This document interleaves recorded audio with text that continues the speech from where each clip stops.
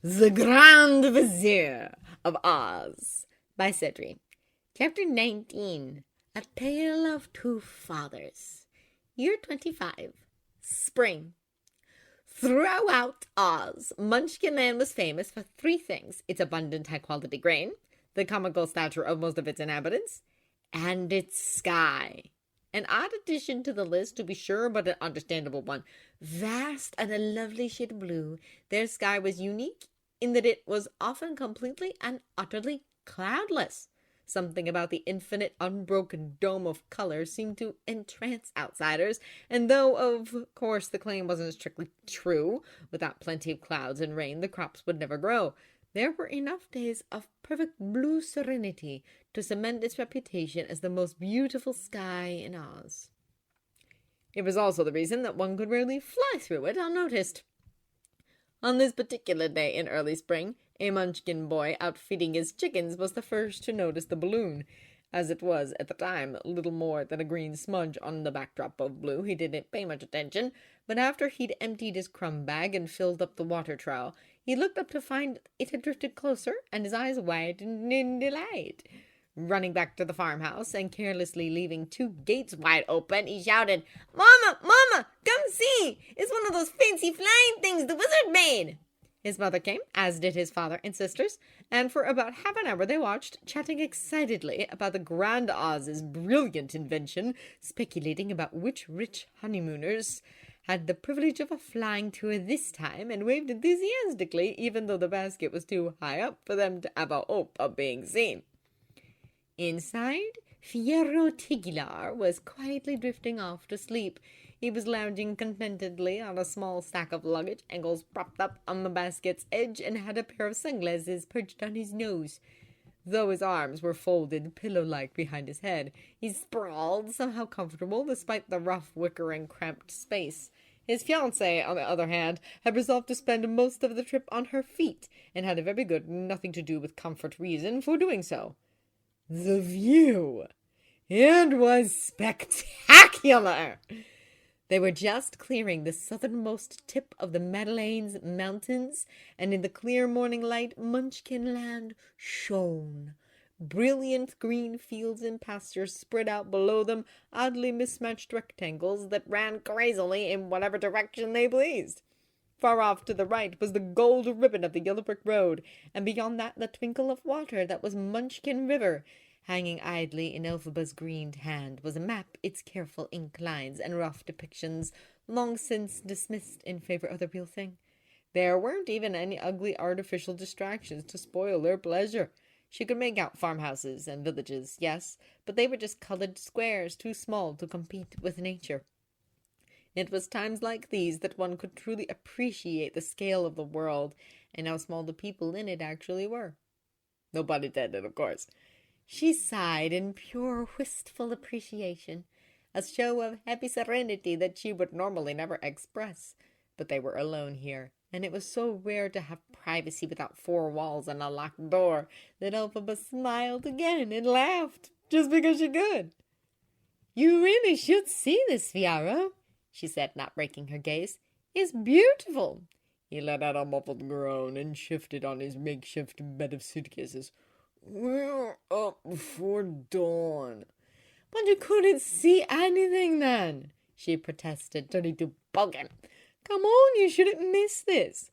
"We have another 6 hours to go," he replied with all the solemn dignity of a man in great need of sleep. "I'll see you later." Shaking her head, Elphaba consulted the map and compared her hand-drawn red arrows to the ground below them. "I think we'll have to turn soon," she said aloud a few minutes later. "We angled too far south to avoid the hills. At this rate, we'll end up in Wendhardings or Illswater." With a sigh, Fiero abandoned his quest for sleep and sat up, taking up the glasses that were no longer as necessary as when they'd started out, as they'd had to fly directly into the rising sun. He looked at the map and compared it to the landscape before them, which was, he would admit, lovely, even if sleep was better.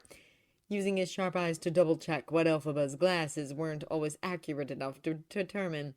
He nodded. "Only a slight turn, I think. Can you make that small a change to the wind?" "I'll just cancel the first spell and start a new one." she replied, shaking her head and consulting her notebook. It's easier than muddling with little details and... Oh, hello! Glancing over the edge of the basket, Elphaba had suddenly found herself face to face with a flock of birds. She wasn't exactly sure which species they were, but given their size and that two of them were wearing waistcoats, she was fairly confident of it. Fiyero joined her, grinning as he saw the younger ones whirl in circles around their parents as they all glided on the breeze. Hello, friends, he said, enjoying the wind. The bird at the spearhead of their V formation nodded politely. We beg your pardon for the presumption, Prince Fiyero, Lady Vizier, but my flock has been travelling east for quite a while, and your current was, very convenient, he explained somewhat sheepishly. That's quite all right, I'm glad to help, said Elphaba, but you should know we're about to change direction. Where are you headed? The village of Great Legends, ma'am, our cousins. They're having us to new fledglings. Fiyero congratulated them and chatted easily for a minute or so, while Elphaba turned to look at her map, then the sky, then nodded to herself a few times. If we rise about another 50 feet, I could conjure a new wind without affecting this one, she said. But you should know that it will fade in about an hour anyway. I can't get you all the way there. The bird looked honored. Anything's good, ma'am. Thank you. Fiyero looked up into the balloon's envelope, frowning, and said, We should probably be rising about now anyway. It's been cooling for about a half hour or so. Elphaba nodded and warned the birds. Do keep back. The flock flapped ahead and out of the way of the balloon, but they glanced back several times to watch as the Grand Vizier conjured a large fireball and held it up to the mouth of the envelope. After a minute or so, the green contraption began to rise, lifting silently and gracefully until it was out of the magically induced current, and a different wind immediately began to push them in another direction. Green Palm held out flat. Elphaba stopped it, halting them more or less in place, while she began the complex chant that would change the weather again. Fiyero squinted and reoriented the map until he was absolutely sure it matched their actual position. When they were both ready, he pointed to one particular spot on the horizon, and Elphaba flung her arms to point all 10 fingers in precisely the same direction. In a gust, the new wind materialized, and for a fraction of a second, they felt it tease their hair and skin before it swept the balloon up, pushing it forward and leaving them with the amazing sense of stillness that came of moving at exactly the same speed as the air around them. It was incredibly peaceful. I could get used to traveling like this, said Elphaba, leaning on the rail and breathing deeply as they flew over her homeland. We completely defying the laws of nature. It's better than 3 days by carriage, Fiyero conceded, yawning a bit, but I don't know if I could get used to the dawn lunch. She shook her head at him, then noticed the large shoebox which had tumbled down during their turn. I'm the one doing all the work here, you know, she teased, leaning down to carefully pick it up. Would you rather wait for a natural wind, or spend all your time cranking those propellers they use for the tour? Why don't you use the banner and risk setting everything on fire? I love and worship your magical power, he promised, hugging her shoulders and pressing a kiss to her neck. I just wish you could have stopped the thermals so we didn't have to take off so early, too. Even if I had, we'd never make it before dark, she replied, tapping his nose. I'm still not sure we're going to get there on time. Then you'll just have to conjure a faster wind, he said lightly. Until then, view or no view, will you please let me go back to sleep? He looked so pathetic that she laughed and kissed him. Fine, go. But when I want something soft to lean on later, you're not going to start complaining. I look forward to my duties as a pillow, he replied solemnly and flopped down on the floor. Hours passed. They drifted up and down, traveling east far faster than seemed possible, and if not for the gradual shift from hills to cornfields and the passing of towns, they could easily have been tricked into thinking they were floating peacefully just out of sight of the Emerald City. In truth, they were almost 600 miles away, and after 11 hours of easy flight, as the sun began to set behind them, they finally approached Colwyn grounds. Elphaba started to get nervous. Just remember, Father's a strict unionist and the most traditional person I know, she was saying. He's already going to be cross that you didn't ask him before proposing, and if he finds out we've been sleeping together too, he'll probably have a heart attack. The hero finished dryly, rolling his eyes at her. Elphaba, I know. I said I'd do this for you, and I'll do it properly. I am capable of it. She let out a long breath and shook her head, apologizing by taking hold of his hand. I know. I just really want this to go right. What could go wrong? You weren't worried about asking Oscar. Elphaba shook her head, a fine little smile touching her mouth. It's not like he was ever going to say no, she replied dryly, and Fiyero chuckled. That's true enough.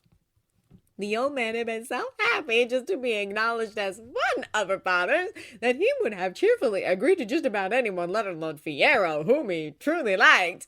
Although he knew that the request was more a courtesy than anything else, it was a courtesy that gave him validation, and that meant more to him than any traditional right. But Elphaba, I'm going to marry you no matter what anyone says, said Fiyero, still puzzled. Your father's or mine. So, again, what could go wrong? It's not like we're a bad match. Political speaking, he should be over the moon. She sighed, brief merriment fading. A lot of things could go wrong. I probably haven't even thought of half of them. Serious now, he turned and reached up to brush his fingers across her cheek. I promise you it'll be fine, he said. What are you so afraid of? Elphaba was quiet. She had never quite been able to tell him that Frexbar considered her too repulsive to be loved at all, or that he'd accused her of abusing her power at the Lorlinimus ball several years ago. She knew Fiyero would react badly if he ever found out. He had a charming chivalrous streak that emerged at the most surprising of times, and touching though it might be to witness, she really didn't want to start a fight if it could possibly be avoided. Having the abdicated heir apparent of the Vincus bloody the nose of Munchkinland's former governor-regent was a diplomatic disaster that she and Glinda could do without. To her relief, Frex hadn't brought up the issue since, probably appeased by the constant press speculations pairing Fiyero with Glinda, but she worried that by coming in and announcing her engagement now, out of the blue, she was only making it more likely that her father would believe she was seducing Fiyero by magical means. She didn't know if she could stand that. She didn't want to see Frex angry or give him cause to hate her any more than he already did, for she knew he held her responsible for her mother's death regardless of how foolish that was. What she wanted more than anything was to hear him say he was proud of her. Of course she would be marrying Fiyero anyway, but she wanted Frex to approve, to give his blessing, not be shouldered aside by people who loved her more. And yes, she knew they loved her more. Fiyero, Glinda, Nessa, and Oscar loved her more than she could ever have expected, but that wasn't quite enough to fill the gap left the one person who didn't. The short, gruff comment he'd made in a recent business letter about how her Equality Employment Act had been good for Munchkinland had made her gleeful in ways she knew were horribly out of proportion to the actual sentiment, but she'd spent too many years trying to earn her father's love to stop hoping that maybe someday. Fiyero knew this. Glinda knew more, but he knew enough. He knew they weren't close, that Nessa was the favorite daughter, and he'd seen Frexbar rage at her the one time he'd caught them together, but that didn't mean he understood why it was so important to her. Neither did Glinda. They couldn't see why she was so desperate to have the approval of one father when she had another who loved her with all his heart, despite not being around to raise her. But that was just it.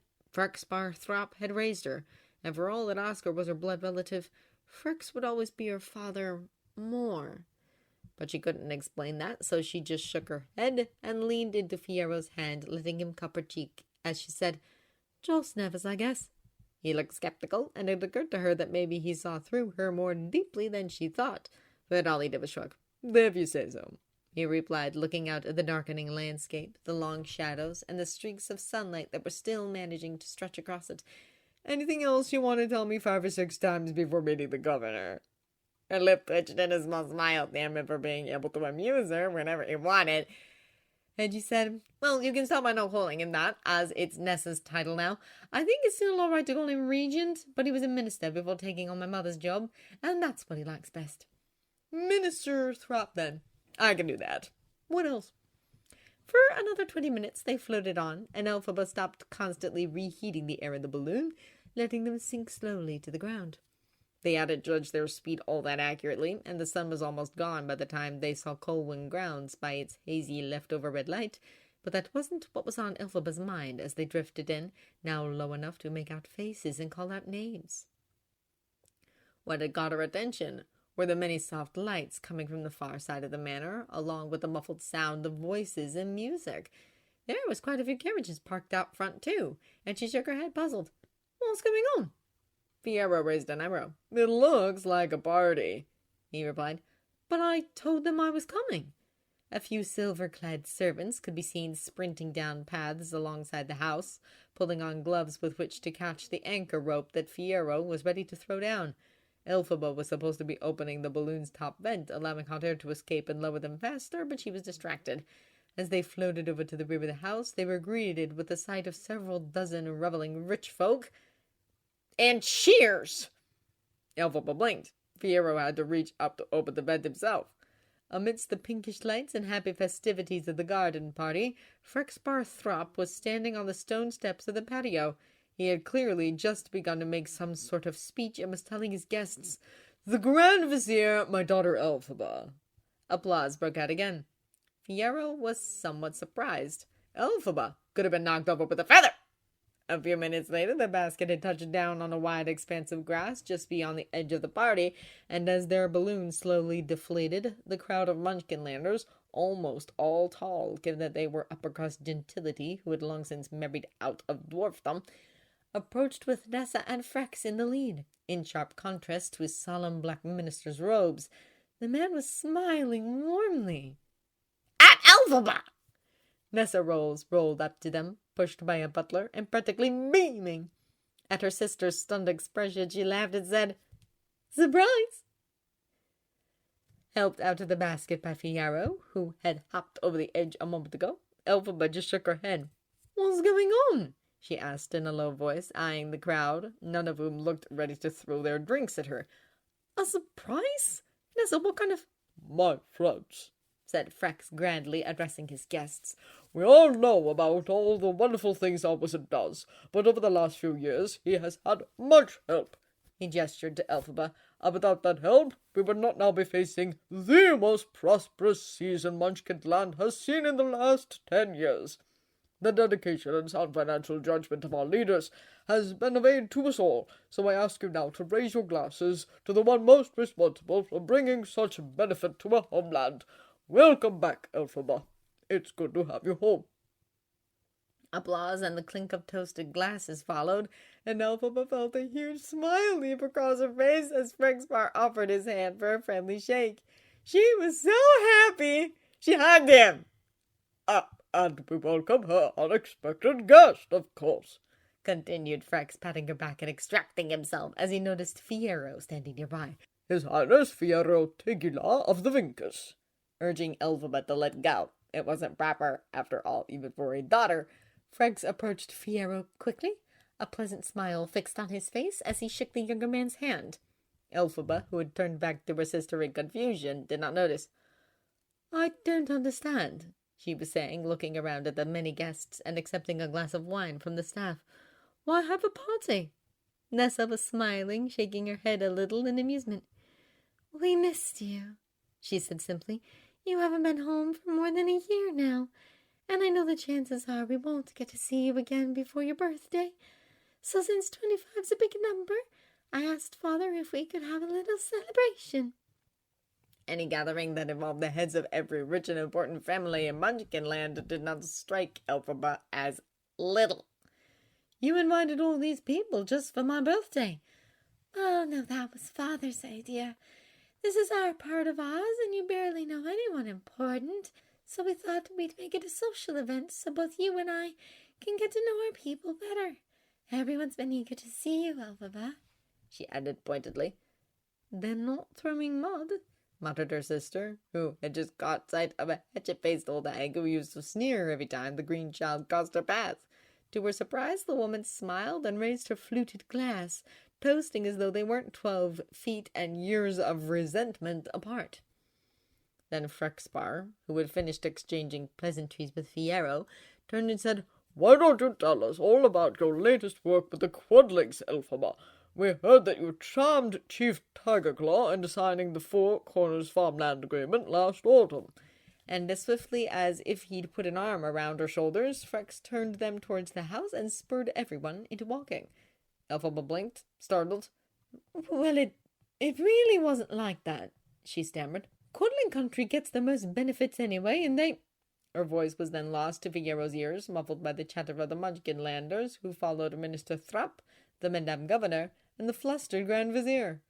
Fiero himself went quietly, nodding politely at the guests, a frown working its way across his face.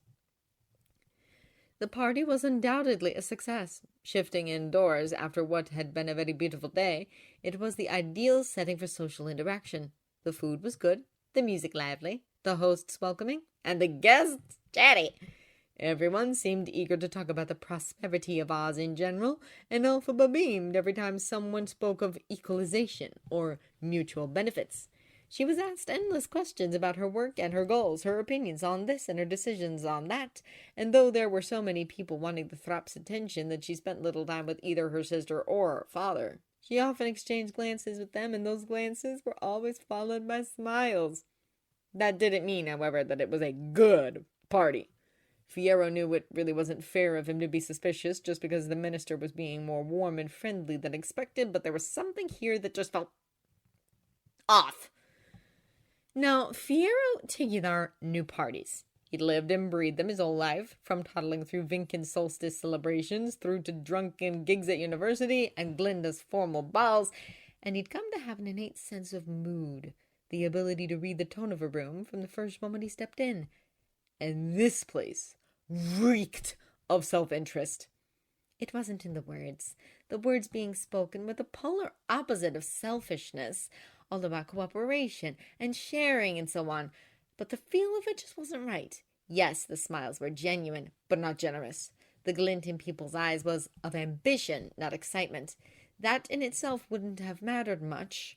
It was typical of politics and more or less expected at any gathering of the rich and powerful, if not for the unsettlingly similar conduct of Minister Frexbar Thrapp. Thing was, there was nothing really wrong with his behavior, and though Fiero couldn't shake his bad feeling, he couldn't find anything to support it either. The minister was making effective use of his time, talking business with every group of people, just long enough to keep their favor before moving on, efficiently managing to speak with everyone at least once. He was polite and courteous, and if he didn't spend much time with his daughters, it was perfectly excusable. He had guests to attend to, and the girls would still be there tomorrow. He was tactful and honest without being dry and polite as polite could be, insofar as Fiero could tell from joining in several of the men's conversations and eavesdropping on most of the rest. He started to doubt himself.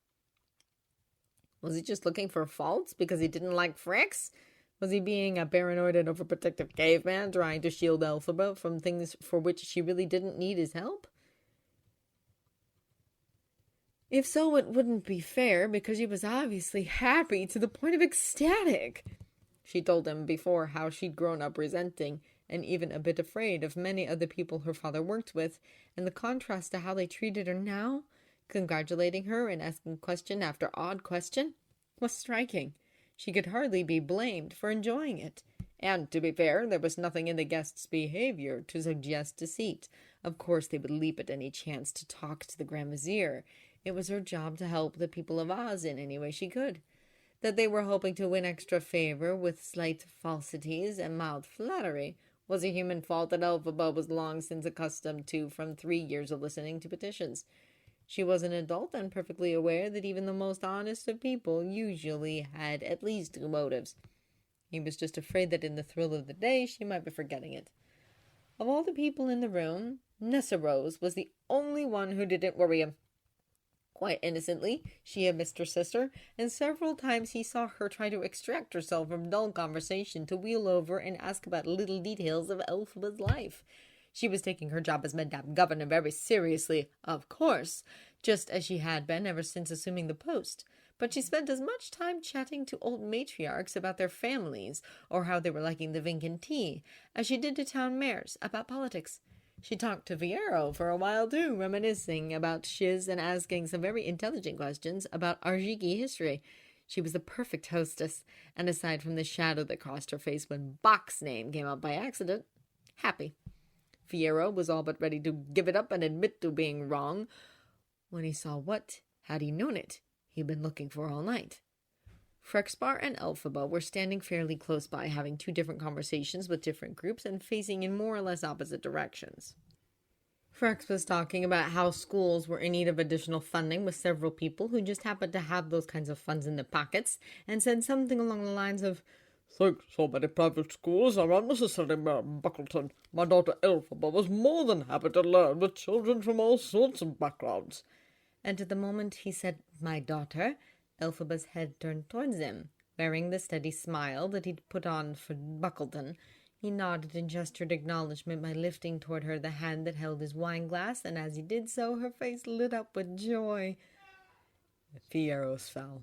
Of course. These were politics, all right, but politics on a more personal level than she was used to. In the city, there was a clear divide between her friends and strangers, with no need to doubt the motives of those close to her. But here, the minister's generous use of phrases like "my daughter" were only being used when talking to those people whose help he needed. He'd never said it directly to Elphaba. He was tailoring his behavior to the public, and public opinion of the green woman had changed since she was given power. She had been judged a success, and so for the first time these people were seeing her as an asset rather than an embarrassment. Frex was using that for the good of his government, hammering into people's minds the fact that they had connections to the Grand Vizier, which would entice the rich to cooperate with him and Nessa in hopes of gaining favor from her, and through her the wizard. It was all business and no malice, but Elphaba was seeing it as affection. Damn! Fiyero considered telling her, drawing her aside, and making enough indirect comments to make her realize how much she was reading into all this. But he couldn't. She was so blissfully happy that he just didn't have the heart. They say that things always look better after a good night's sleep. In Fiero's case, this was mostly true, and not just because a stack of luggage in a wicker basket was a more uncomfortable bed than he was willing to admit. At breakfast the next morning, things seemed to be all right. Vizier had managed to get there on time, despite having to sneak up to Elphaba's room to fetch the dark green vest they'd packed into her case, and arrived to find the minister already in deep conversation with his eldest daughter about the renovations being made to some old building she'd apparently known since childhood. She was obviously still rather euphoric, and Fiyero relaxed a bit, his usually dominant optimistic side, pointing out that just because Frex had been playing up their happy family image for the guests didn't mean any of it was insincere, just that his actual feelings weren't quite so fervent. Firmly telling himself that Elphaba knew her own family better than he did anyway, Fiyero resolved to try and let it go, to let her be happy, and greeted them both with a friendly smile and an unimportant comment about the impressive view from his guest room. Nessa Rose arrived a few minutes later, and then they sat down to the meal. The conversation they kept up was pleasant, even lively, and to Fiore's surprise, both Nessa and the minister managed to keep bringing up topics that interested him. Mutual acquaintances, upcoming projects, the Vinkin tea trade, even sports. And Elphaba talked about everything, forgetting to eat so often that by the time the others were done, her bowl was still half full. "At least it can't go cold," Fiyero teased, for which he received an unusually good-humored glare. Frex pushed away his crockery. "Well, Elphaba," he said, "we've made sure to keep our entire schedule clear today, so what would you like us to do with our time?" Her eyes widened, and she had to consciously remember to swallow before speaking. Fiyero caught her gaze, silently asking if now was the time to mention their engagement, but she shook her head.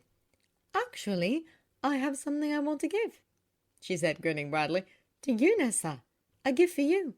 "Elphaba, you shouldn't have," said Nessa in polite, smiling protest. "It's not my birthday coming up soon." She didn't entirely mean it, of course. Who doesn't like to get presents? So after some fairly routine insistence, Frex suggested that they move to the sitting room, and Elphaba disappeared up the stairs to fetch her mystery parcel. As Vera wheeled her across the hall and through a doorway, Nessa turned in her seat to ask, "Do you know what she's so excited about?" He nodded, glad that this at least was one part of the visit that couldn't go wrong, and smiled at her. "She's been going on about it for months, but I can't tell you, Nessa. I'd end up very, very dead if I were the surprise now." The scale he implied seemed to impress her, and she didn't ask more questions while they waited, sitting around a low table that would be holding a tea tray if they hadn't just walked away from a meal. It didn't take long for Elphaba to return, and when she did, she was carrying a large box and a nervous expression that kept switching places with a grin. "This might not work," she warned immediately, putting the box down for Nessa to open. "Glinda and I have tried every test we can think of, and we're mostly sure they'll work.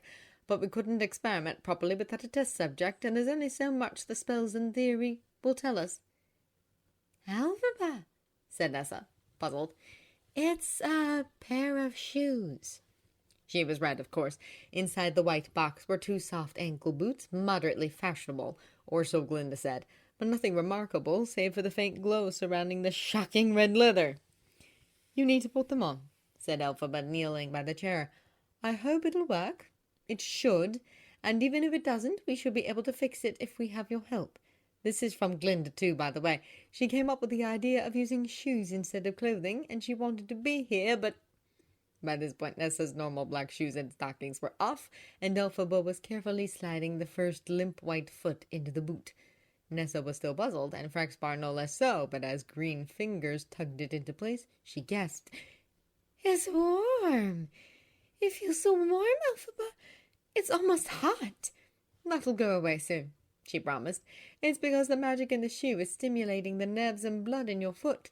You won't notice after a few minutes. Here, you'll need the other one." Realization was starting to dawn on Frex, who looked between his daughters with widening eyes. But it wasn't until Fiyero crouched beside the wheelchair and began to lift the crippled girl from her seat that anything quite so life-changing occurred to Nessa. When Fiyero tucked an arm over her shoulders and helped her up, she gasped, and as one red boot obediently jumped forward on the floor, she squeaked, staring at the leg that had never moved before on its own.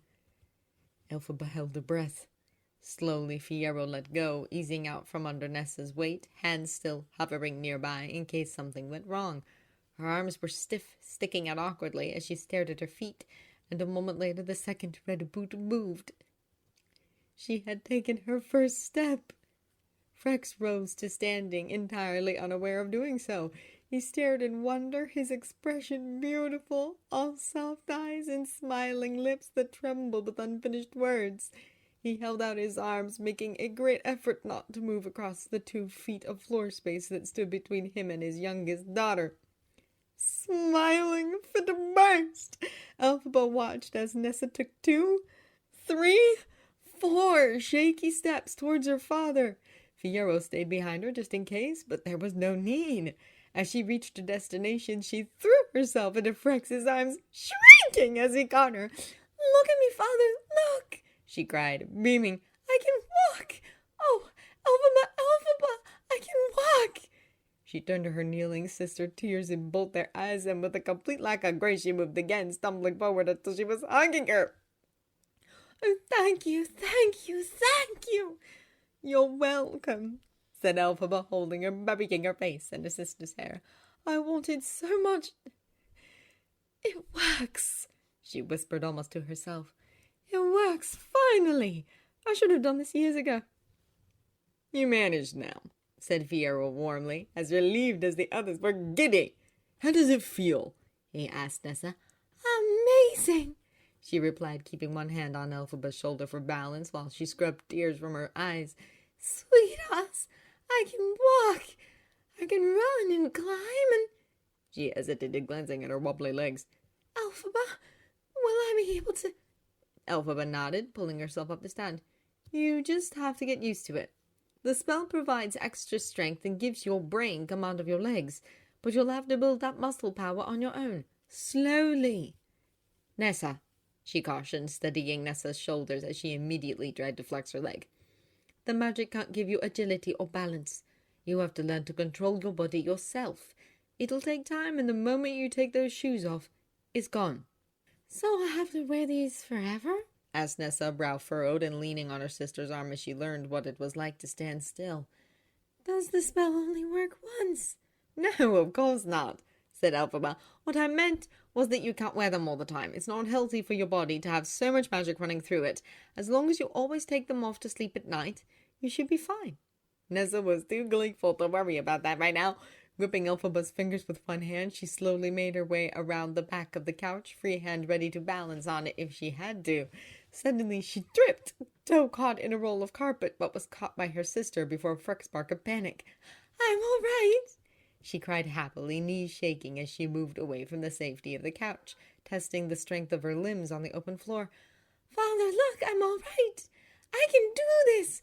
Oh, there's so much I can do now." She beamed, her joy infectious, and Frex was eagerly jubilant. "We'll get you the best trainer on Oz," he promised, hurrying forward and taking gentle hold of her left hand, just as Elphaba had on her right. "You'll be dancing and won't have it all." "Dancing!" Nessa exclaimed, the thought never having occurred to her. "Dancing! Oh, waltzes and jigs, and Father, will you teach me to dance?" "Yes, anything, of course. Here, try this," said Frex, smiling and stepping around to her back, holding both her arms from behind and guiding her towards one of the low ramps he'd installed around the house years ago. He was so intent on helping her balance, so focused on every move she made, that he didn't notice that he just shoved Elphaba aside.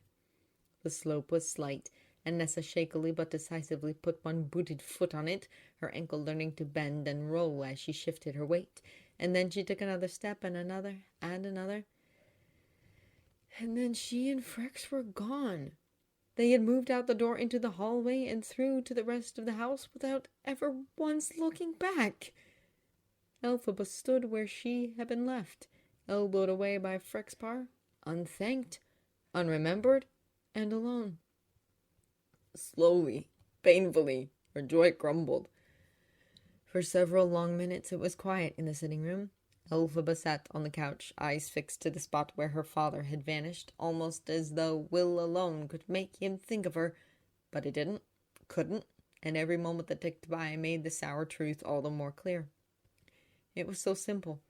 Even if she had earned any approval from Frex with her years of hard work and determination, it had all been undone the moment he gave him one perfect daughter instead of two disfigured ones. The little voice in her head, the one which had spent all of last night saying this was too good to be true, howled in hollow triumph. Fiyero tried to help. He put on a bright smile and congratulated her eagerly, asking how she'd managed it, but was flatly told that he already knew the answer, having watched her work for 6 months solid. Dropping the smile and the attempted distraction, he sat down and put an arm around her. She didn't cry. Somehow it never occurred to her. The room was silent. Outside, they could hear the faint clunk of clumsy footsteps and the muffled cries of surprise from staff members. Nessa's own happy exclamations echoed down occasionally, as did Frexbar's proud tones. Apparently they were climbing the stairs. It was Nessa he was proud of course, not Elphaba. It was clear to her now that no matter what she did, he was never going to be proud of her. Eventually, Nessa must have remembered them, for the irregular sound of her walk finally became louder, and then she came through the doorway, lily-white skin flushed from an effort she'd never before had to make. She was absolutely abuzz with questions. "Elphaba! Elphaba, how does it work? Can you cast that spell on other shoes? Any shoes? What about my slippers or stockings? This is so wonderful! Thank you!" she exclaimed, doing a lopsided pirouette that left her dizzy. Frex caught her. Elphaba stayed put. "The enchantment will work on any shoes that are relatively sturdy," she replied calmly, but without a trace of her earlier joy. "They'll all turn red, though. Side effect." Nessa was not so self-absorbed as to miss this abrupt change in behavior. She wobbled in one spot and turned, brow furrowed. "What's wrong, Elphaba?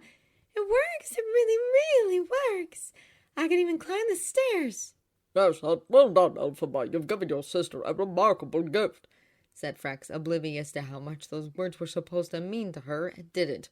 "We'll have the ramps removed right away, of course," he went on. "The wire cage lift, too, though that will be a little harder to—" "Do you love me?" The room froze. Elphaba was sitting, dark eyes fixed on her father, who stood with his mouth still half open. Nessa looked stunned, confused, almost stricken, and Fiyero reached out to touch Elphaba as though to protect her from the reply, but she shrugged him off. She had to know. Frex hesitated. "You're my daughter," he replied, and oh, how different those words sounded after hearing Oscar say them first. "That's not an answer." A pause. A long one. He couldn't seem to form an answer. Elphaba deflated, her eyes dropped, shoulders slumping. I guess I already knew that, she said quietly. Frexbar shook his head in a familiar, let's be reasonable manner. Listen, oh, You loved Mother and Nessa. Why them and not me? His mouth closed and opened several times, then closed again. He couldn't say anything. Did you ever love me? Again. Silence. There was nothing to say. Never breaking their gaze, Elphaba slowly shook her head. Without a word, she turned and walked off, out through the glass doors and into the garden. Father, implored Nessa, but she seemed to be out of words too. After a moment, she just turned and hobbled away, following her sister as fast as she could. Fiyero was left with a blinking Frexbar. The minister didn't even notice him, watching the open door with a look in his eyes that was something akin to faint regret. That just wasn't good enough. Caveman coming through, thought Fiyero, and stepped forward to block the bright square of natural light.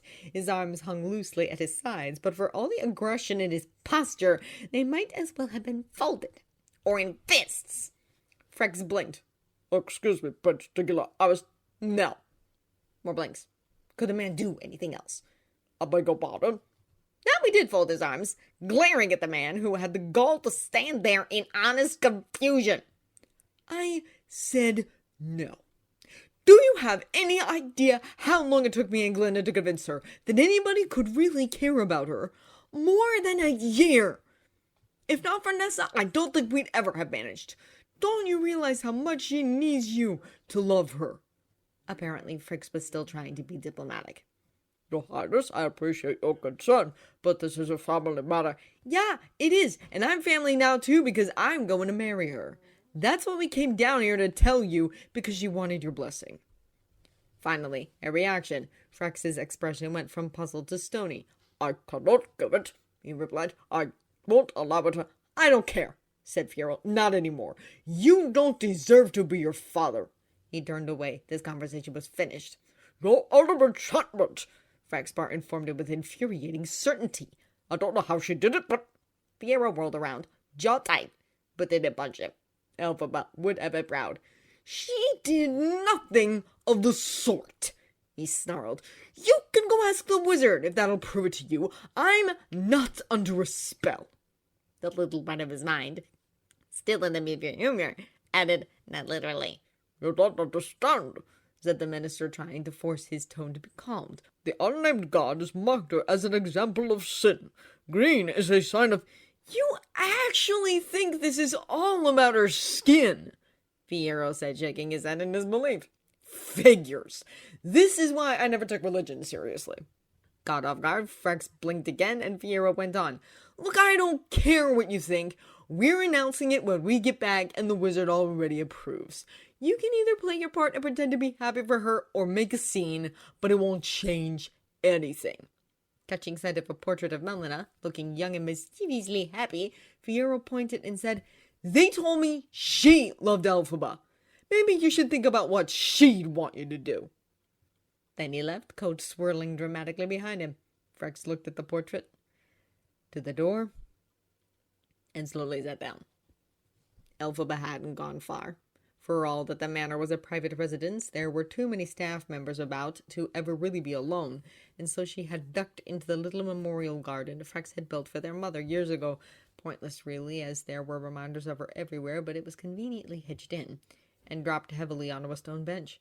It had been so hard to keep her chin up in there that now she just stopped trying. Nessa arrived soon after, puffing and panting, bits of hair stuck to her sweaty forehead. She looked so upset that Elphaba's first instinct, after years of being the caretaker, was to go and comfort her, but today it was Nessa's turn to be selfless, and she got there first. Stumbling in and scratching her new boots rather badly, she reached the bench, collapsed by her sister's side, and hugged her. The gesture was much appreciated. It was awkward, as Elphaba was taller even when sitting down, but they made it work. She leaned over into her sister's arms, head tucked onto her shoulder, and Nessa rubbed her arm to soothe her, trying to work out what to say. He didn't mean it, she managed at last. A bitter laugh, almost a cackle of black humor. Don't delude yourself, said Elphaba, miserable but still dry-eyed. I've been doing that long enough for both of us. Tightening the hug, Nessa shook her head, unable to believe it. Maybe if you just talk to him, try to... No, said Elphaba more harshly than she'd intended. Catching herself, she softened and went on. No, Nessa, I can't do this any more. I have tried everything I ever could to make him love me, and it hasn't been enough. It never will be. But Nessa, she implored softly, pulling back and to look her in the eye. He doesn't love me. He can't even bring himself to say he's proud of me. He's not the talkative type, she argued desperately. Please, Elphaba. Elphaba closed her eyes, shoulders shuddering as she shook her head. You can't tell me you don't see the difference in how he treats us, Nessa. He doesn't want me. Doesn't want to love me. He wants to live in a perfect world where mother's alive and you're their only child. Please try to understand. He honestly couldn't care less about me. I don't even think he hates me. I used to, but I don't. He's just indifferent and always will be. Can't you see that? There was a long silence in which sister looked at sister, one wrestling with denial, the other with dejection. And at last she said, I do, Elphaba. I'm so sorry. And then they were hugging again, and it was impossible to say who was comforting who. That was how Fiyero found them several minutes later. He ambled into the hedged garden, hands in his pockets, and kicking small stones, looking weary. He smiled a little, though, upon seeing them, and sat down quietly. You're all right, he asked. Elphaba looked up, still leaning her head on her sister's, and nodded. It hurts, she admitted, but it's time to accept it. I'm through with waiting and wishing for things that will only hurt me. I have to move on. Fiyero nodded, rubbing her shoulder with one hand. After a long moment, he confessed, I told him. I know you wanted to do it yourself, but... She shook her head. That old mess seemed insignificant now. What did he say? Fiyero paused. I told you it wouldn't make a difference. Something bad, then. To her own surprise, Elphaba found she wasn't at all curious about the details. She just shrugged. So much for that. But Fiyero didn't tend to settle for less when someone he cared about was unhappy, and the look on his face was thoughtful. Nessa, who had been listening, was puzzled, but before she could ask, Fiyero turned to her and asked, Would you give us your blessing, if it'd make Elphaba happy? Nessa shook her head in confusion. At the same time, Elphaba waved it off, saying, It's okay, Fiyero, you can't fix this. But he shook his head, knowing that this was still important to her. It's tradition, he argued lightly. But who says I have to ask a father? She's family, and she loves you. How about it, Nessa? He went on, turning to the other girl. Would you mind having me as a brother-in-law? Nessa's eyes widened, and she glanced between them, startled. After a moment, she spluttered, What happened to silly rich boy? At that, Elphaba actually laughed, quietly. She shrugged. I guess I didn't mind, she said, and Fiyero chuckled. It was the humor that did it. Nessa had known for years that her sister had feelings for Fiyero, though unlike her father, she had never suspected love potions. That Elphaba had someone who loved her, while Nessa didn't, was hard to accept with any grace, and it only made things worse the day her highly moral big sister had swooped in and taken Bach away from her. She was jealous, and had sometimes been close to spiteful, but seeing them laugh, and knowing how rarely that green shell cracked enough to express real feeling, it was a sign of great maturity on her part that Nessa swallowed her envy and offered them a smile. Does that mean you want me to give you away at the altar? No, Elphaba laughed a real laugh, and pulled her sister close. I love you, Nessa, she said. I know, said Nessa quietly, hugging her back. I love you, too. 1 week later, back at home in the Emerald City, Elphaba, Fiyero, Glinder, and Oscar were sitting in his little dining room, sketching out the upcoming announcement. So is the minister coming to give you away or not? Asked Glinda, shuffling some note cards on the table, 2 of about 2,000. Elphaba, who would have gladly walked down the aisle alone if they hadn't already disregarded enough nuptial traditions to make the press scream, shook her head.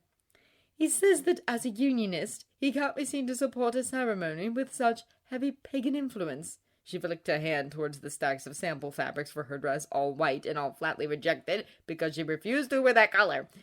But he won't shame the wizard by refusing to pretend. Glinda groaned. Perfect! I can't even begin to imagine how that will seem. Couldn't we find some way of explaining it that makes it sound like he's being noble or something? Asked Fiyero, looking up from the rough guest list. We've made up excuses before. Not unless you want him to officiate, replied Oscar, who was writing the first of many invitations. It's the only role that wouldn't be seen as a downgrade. An idea struck Elphaba, and on impulse she turned to him. You could do it, she said, and Oscar looked up puzzled. Officiate? Well, I suppose, given that there's no religion involved. No, said Elphaba. I mean, you could walk me down the aisle. It wouldn't look insulting if he stepped aside for you. Oscar blinked, startled, and then a few stray tears formed in his eyes. My dear girl, I would be honored. Elphaba smiled slightly and nodded, then added, more for his sake than hers, Thank you, Father.